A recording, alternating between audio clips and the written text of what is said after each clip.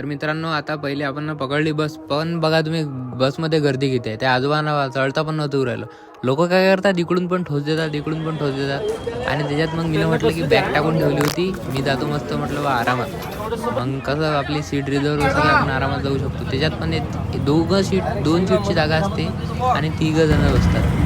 म्हणजे बाई हे फक्त आपल्या इंडियात होऊ शकतं. तर मग झाला आता आपला प्रवास सुरू. बेसिकली मी खामगावला थांबलो होतो मोठ्या पप्पाच्या घरी, आणि आता मी तिकीट काढलं बघा शेगावचं. आता जाऊ आपण शेगावले मस्त.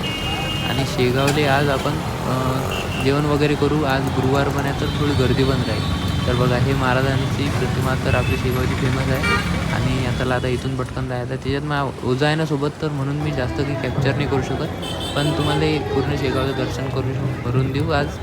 तर बघा, बॅग वगैरे सोबत. आणि इथं खतरनाक गर्दी असते, म्हणजे सगळे हे लागलेले असतात तिथं, सगळ्या प्रकारची दुकानं आणि ते. आणि आजच्या व्लॉगमध्ये काही थोडं करेक्शन वगैरे राहिलं तर पाहून गेला, तेवढं भुलचूक माग.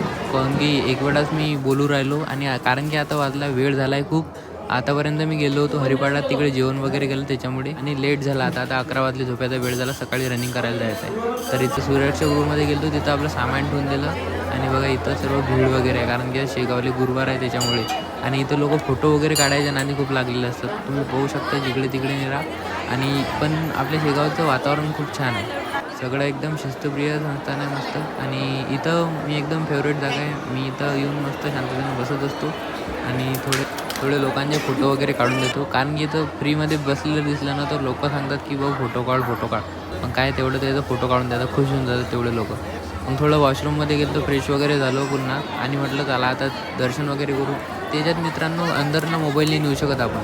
श्रींच्या दर्शनाला गेलं, मुख दर्शन असो की समाधीचं दर्शन असो, पण आपण मोबाईल नेणं अलाउड नाही, म्हणून आपण नियमाचं पालन करतो. त्याच्यामुळं तिकडे दर्शन वगैरे केलं, पारायण कक्षामध्ये गेलो, तिथं थोडा वेळ थांबलो आणि आराम केला, मेडिटेशन केलं. तर त्याचे मी व्हिडिओ नाही काढू शकलो, कारण की तिकडे आपल्याला परवानगी नव्हती मोबाईल. पण प्रसादालयाकडे आलो, आणि इकडे आजीची खतरनाक गप्पा झाली होती, आणि इकडे मोबाईल काढू शकतो. त्याच्यामुळे इकडे सगळं शूट वगैरे केलं मी ना. पण यार लय म्हणजे मजा येते. मी खूप काय ऑब्झर्व करतो अशा ठिकाणी, तिथं आपल्याला प्रसादाला 1-1.5 घंटा लाईनमध्ये उभं राहावं लागते. आज तर त्यात गुरुवार, त्याच्यामुळे आज 1 घंटा तुम्ही शिल्लकच पकडून घ्या.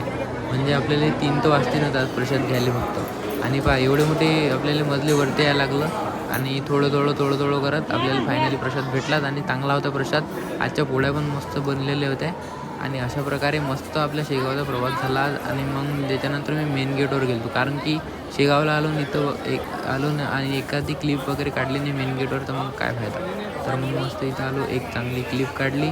त्याच्यानंतर म्हटलं चला आता आपल्याला वेळ होईल, कारण की आता 4-5 वाजले होते. नंतर एक काका झाले तिथं, ते काका म्हणत भाऊ एक फोटो काढून द्यावर मस्त. मग म्हटलं बरं, त्या काका मी तुमच्यासाठी उभं राहिलो होतो. तर काका खुश झाले, ते 2-3 फोटो काढून दिले ते मस्तपैकी. तर अशापैकी मस्त आपलं आज शेगावचं दर्शन झालं, आणि शांततामय सगळं कार्य पूर्ण झालं. इथं बघा, हे असते सगळं जीप वगैरे घेत असतात, तिथं तुम्ही आलेले पण नसतात, कारण की मी ती एवढ्या वेळा शेगावला आलो, पण त्या ठिकाणी मी 1-2 वेळाच गेलो, म्हणजे जास्त वेळा पण गेलो नाही. तर जेव्हा मी आता पूर्ण एक्सप्लोअर करून राहिलो ना, मंदिर जवळ छोटी काहीतरी ठिकाण भेटू राहिलं. ठीक आहे, आजच्यासाठी एवढंच. भेटू नेक्स्ट व्लॉगमध्ये. जय श्रीराम.